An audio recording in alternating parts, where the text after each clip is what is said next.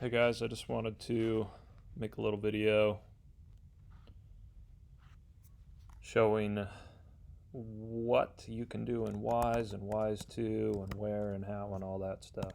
So I'm just at wise.churchofjesuschrist.org. This is the old WISE.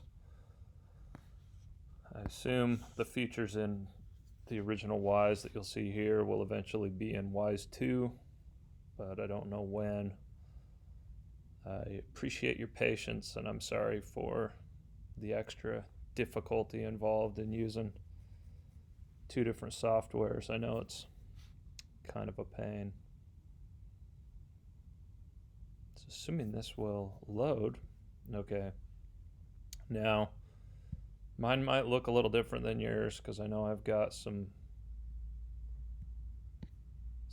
things here that you don't have, so don't be too worried about that. But I'm just going to go to my online class here. I don't know if you'll see this or not. This is where you can add or remove people from the class. Your permissions might not give you that, but really the only thing I'm doing here on my class in the old WISE is this feature here, the message feature, and I will use this to communicate with parents. You have a few options here. You can send home a generic email saying that students were absent on a certain date or late, tardy.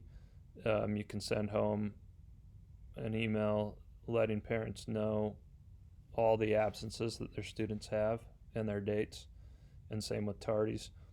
I don't know that you'll use the tardy ones too much, but the absence one, you might want to do one of those every couple weeks or every week, whatever you feel.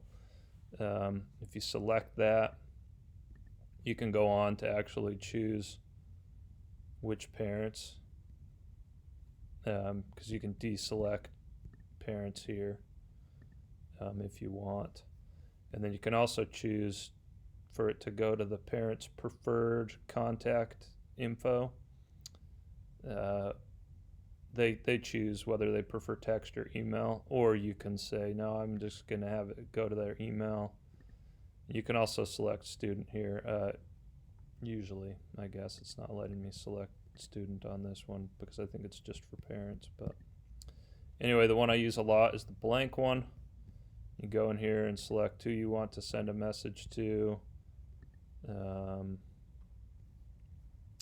Hit continue, put in a subject, put in your message, and hit send, and it'll go to all of them. So that's pretty convenient.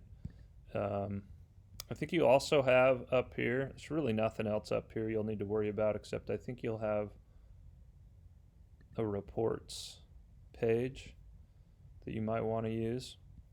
You can print various reports, a master list, a list of students that owe makeup work, a birthday list, a class roll like an attendance sheet if you want to do that. Again, it might look a little different than mine, but I think that you'll have that tab and you can use that. So that's pretty much all you're going to do in WISE 1. And now going to WISE 2. If you take attendance on the seminary app, then it'll sync up here with WISE2. But otherwise, if you get on the computer to do attendance, you're going to come in here. Again, there's probably going to be some things a little different about mine, but the two things over here you might really want to use, classes and students. So with class, again, I'm just going to go to my class.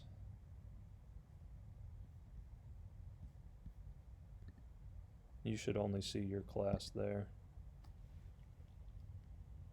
But here's my class. There's a summary.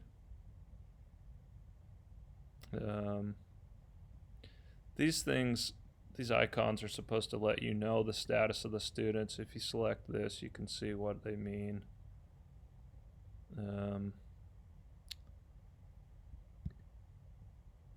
Today's reading, you can select and enter their reading, but really they should do this. You could mark all of those as having read today, but if they're in the app themselves, then it's going to sync up here.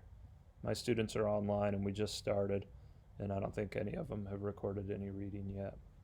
And then there's today's attendance. You can go in and say, okay, I'm going to mark absent the kids who are absent, and then you can change this to present and say mark all unmarked to present, and boom, they all get filled in. You can also go in if someone does a makeup and mark somebody as made up as well. But of course, if you want to look at something other than today, then here's attendance. You can go back to these different dates. Again, we just started, so I don't have anything in there yet, but you can fill all those in. Reading, same thing. You can go back to different dates. If someone does some makeup, you can go back and fill them in. And then credit here again. It says all mine are in danger because we just started and I haven't filled anything in here yet.